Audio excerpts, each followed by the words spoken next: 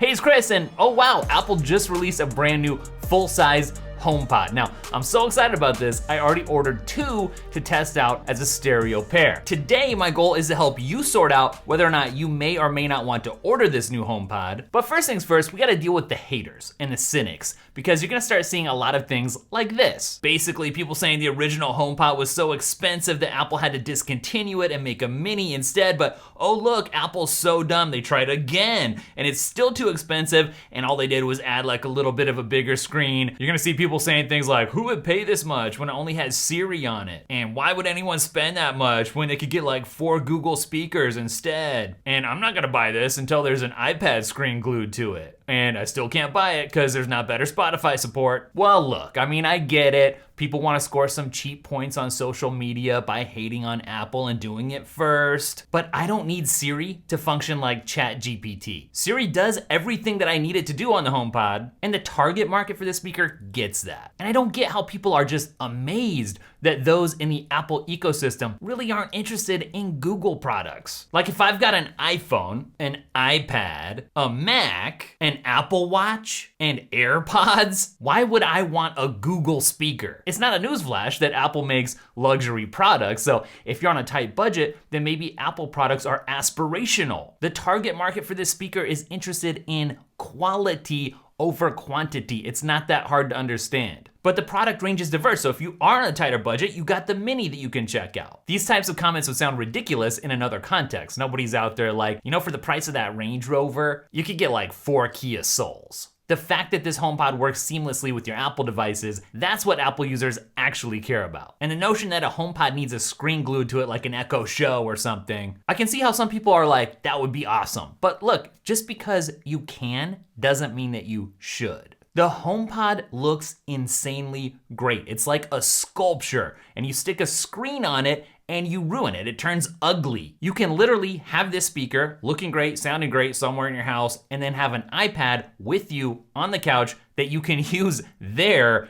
It's a better setup. And the better Spotify support thing, yeah, I mean, that part I kind of get, but this speaker isn't for everyone. That's kind of the point, and that's okay. Now let's talk a little bit about this new HomePod, kind of assess if you already have an original HomePod, should you get this? Or if you have like some minis laying around, is this worth getting? But let's start by going through kind of some of the features and what's different and new. First of all, the new HomePod has a single 4-inch woofer paired with 5 tweeters and 5 mics. The old original HomePod that was kind of the same shape and size and style, that had 7 tweeters and 7 mics. You actually have less here. Obviously, Apple thinks that this is a superior solution. The reason I'm so giddy about this speaker is because the original HomePod, it sounded so good. And that's the thing, this is a speaker first and foremost, and Apple already made an incredible sounding speaker. People are just complaining, oh, it's too expensive. But it sounded so good, and everyone that has one that I know of loves the way that it sounds. One of the coolest things here is that it can sense its environment and adjust its sound accordingly. One thing I think we can all be confident of is that it's going to sound good wherever you put it because of this smart room optimization, it's spatial awareness. People are like, oh, Siri's not as smart as some other assistants, but this is still a very smart speaker when it comes to sound. And when I say like Siri does everything that I need it to do for a speaker, you know, I love being able to say like, hey, you know who, I don't want to activate yours, play whatever album on the basement HomePod. And it just does it. It's not just about searching the internet and getting information. It's that too, and if it was smarter and better in that way, yeah, that's all great, but that's not what a speaker is primarily for. In my house. Or, you know, we've got HomePod set up all over the house, so it works great as an intercom system. One thing I can really appreciate about the Siri support here is that it can recognize up to 6 different voices and give personalized responses to each of those 6 people. So that's really handy. I mean, we all live in these digital worlds, and there's some overlap, but there's also a lot of difference. We have our different silos.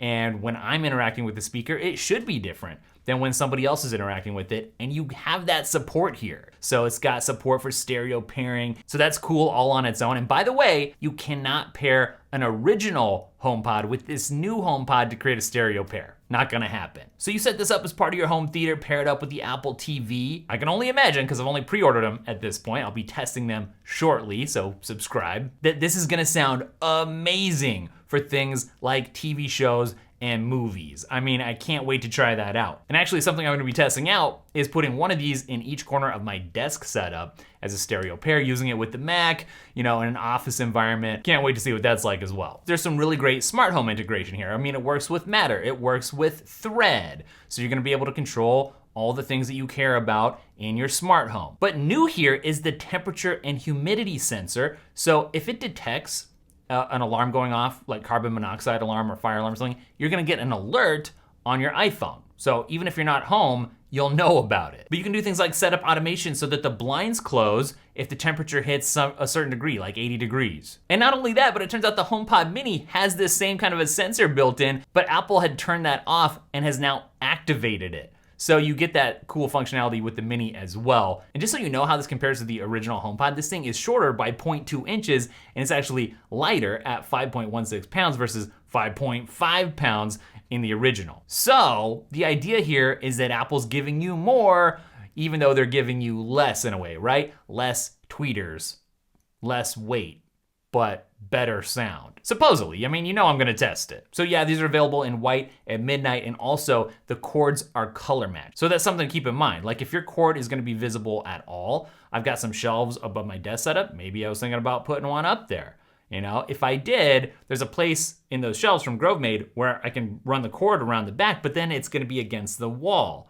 So if you got white walls, you want that white cord. You gotta think about this stuff ahead of time. All right, so if you have an older HomePod, the original, is it worth it to replace that thing? Or to get one of these in addition to the old one, which is still probably working for you, but isn't gonna be supported moving forward? I guess it all comes down to your strategy, your HomePod smart speaker strategy in your house. I think the way to think about this, obviously, is that these HomePods, the big ones, are like the anchors of your setup, right? So you may wanna have at least one of these or work up to having one in like the hub of your house, your living room area, maybe your kitchen, right? Especially because of the smart home support that this thing is capable of quarterbacking for you. And then your minis are probably gonna end up being like the satellites. They give you some connectivity, the intercom feature in all the other rooms.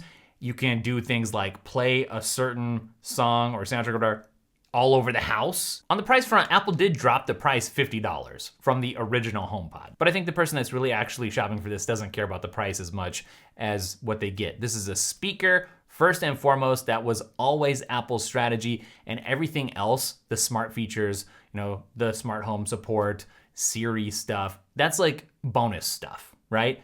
If you want good sound and you like the way it looks and you want to stereo pair it and have it work with all your Apple stuff, and have just like the best of the best Apple experience, it's a no-brainer. I will say this, if you have a Mini and you're like, is this the right time to upgrade to the big and kind of have the Mini move off into a support role?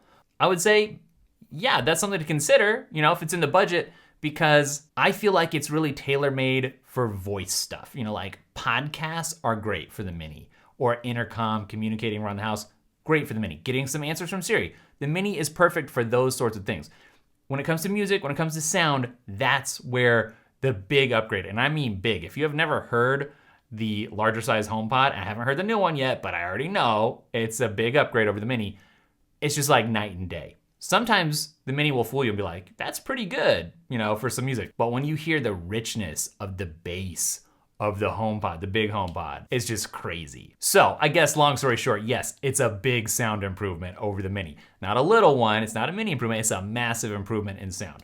So if you're like, well, it's probably a little better, no, it's a lot better to get the bigger HomePod for music. All right, I think that's gonna wrap it up for this video. Like I said, I got 2 of these coming. They'll be here as soon as they possibly can, on launch day. So get subscribed if you're not already and you wanna see where I go with this and the testing that I do.